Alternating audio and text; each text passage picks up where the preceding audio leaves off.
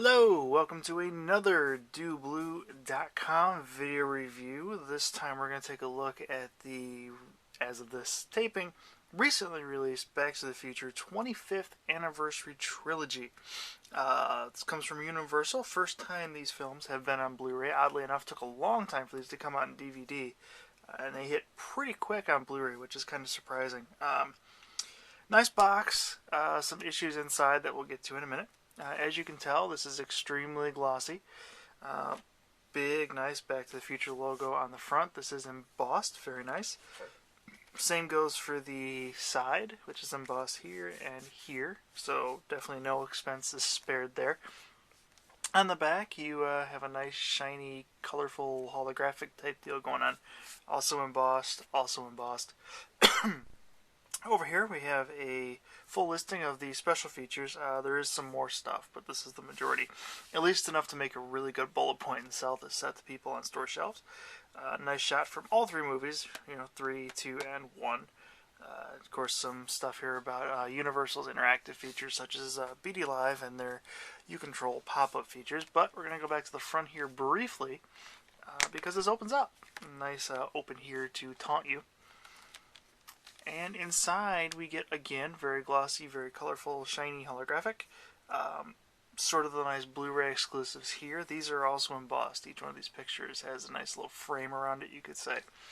And then we have just kind of the hours of bonus features, which there are. There is just a great amount of bonus features in this set, spread across 3 discs. Again, very glossy in here. It's one of those nice little gel things, too. It's not Velcro. Disney used these on like Beauty and the Beast and a couple other DVDs. This is the same one. They lock really tight. They don't come open for anything. So, awesome. Glad to see they didn't cheap out and just use some cheap Velcro. So, the actual discs come out from the top and or the bottom. As you can see, the art is the same regardless. So, the only thing you're gaining here is the embossed and that inside section there. But for now, we're going to toss it to the side. We're going to go inside this thing and we're going to reveal something really stupid. And that is how these are packaged. It's a trifold case, which is fine. I don't mind that. Inside you have your digital copy. Little thing to protect your discs there during shipment, I'm assuming. An ad for Despicable Me. Back to the Future, the video game, you can download the first episode of the new PC game. If you want it, you go to backtothefuturegame.com/offer. And the coupon code is 121 gigawatts. What else could it be? So there you go. Grab yourself a free copy on us. I'm sure that's everywhere on the internet, so we're not doing anything special. Over here, a nice little ad for the Michael J. Fox Foundation for Parkinson's. Hopefully you can donate to that. I'll throw this to the side too. These are your discs. Now normally I would take all of these discs out. I would show you the artwork for all of these, but I am not going to do that this time. And there's a very good reason for that. These discs are housed stupidly. There is no peg here. As you can see right through the other disc. These aren't held in by a peg. They're held in by these 2 tabs down here at the bottom, and they bend. And there's 2 notches here that actually keep this first disc in place. They actually can be very hard to spin. This one won't spin at all right now. This one does, thankfully. Excuse me. So how do you get them out? I know that's what you're asking. You need to go up here. You need to push down on the disc. Actually apply quite a bit of pressure. And pull up at an angle. And that's how you get a disc out. As for the top one, it's basically the same thing. Because they also have their own set of notches here. Down and out. That one comes out significantly easier because it doesn't have these notches on the side. It actually has one up in here. That holds the disc inside. The second disc, by the way, is a digital copy. As you can see, each film has their own. So you basically get 6 discs here. Poster art on the back of each of these. I'm not pulling these up because honestly I don't even like to take them out. Packaging is just that stupid. So to get them back in is even more difficult. You gotta slide this thing in here. And digital copy is a little bit easier usually, but not by much. There it goes. So that one's in there. You basically had to slide it down and then push it on the top. Actual movie disc, Back to the Future Part 2. Down. You get one side in, and then the other side you actually have to push in. Some of the later revisions of the set are actually shipping with an instruction, little paper, I guess you could say, as to how to insert and take out these discs when you need them. If you need to do that, your set is way too complicated. Don't do it. There are sets like this that are just like this with this plastic backing, and they have two discs stacked on top of each other. It's nothing new. Each disc has a peg, though. The only thing I can think of is that they wanted to keep this a certain size. So what we do is if we look at this and we size compare here, it fits on a Blu-ray shelf. Now don't get me wrong, I'm glad that they do. It's a little irritating to have a whole bunch of packaging that doesn't fit.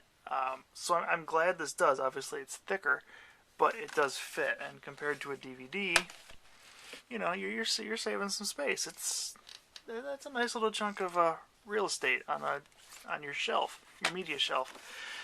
So I guess in that sense I don't mind it, but I like the Terminator set that I reviewed a while back. It actually just has one peg, and you know, discs just slide down. It's like a spindle.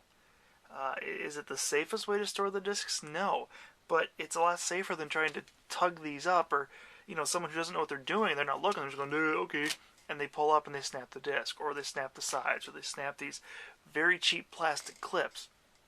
That's going to ruin your whole set. Your disc is going to start sliding around. It's going to annoy you. You're going to break it. Who knows what you're going to do. So really bad design internally. Not a big fan of what they've done. Don't know why they did this other than size. It's the only thing I can think of.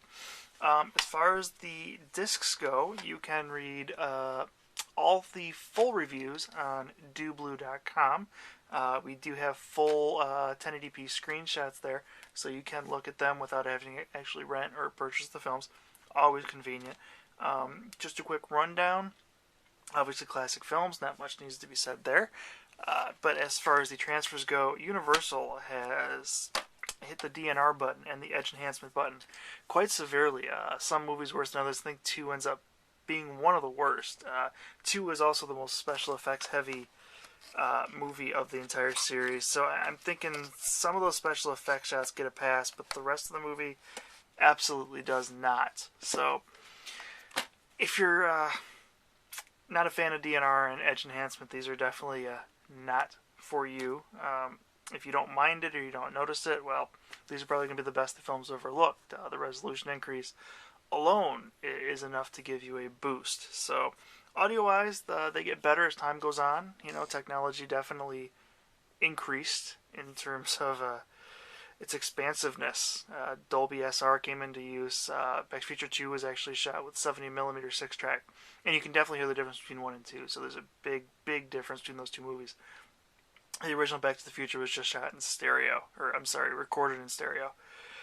So you're going to get a nice increase there. Lots of surround effects. Some decent bass. Nothing spectacular. As far as extras go, everything's here. Tons of each disc has 2 commentaries. You're talking extra features that literally span all 3 discs and continue on their way. So great stuff. Absolutely worth the price. Other than the video, it's a real shame these did not get the treatment that they deserve. Like I said, though, check out the full reviews on doblu.com. You can just search for Back to the Future. Probably should have a link over there somewhere, depending on where YouTube decided to switch the info box. So check that out. Let me know what you think, and thanks for viewing.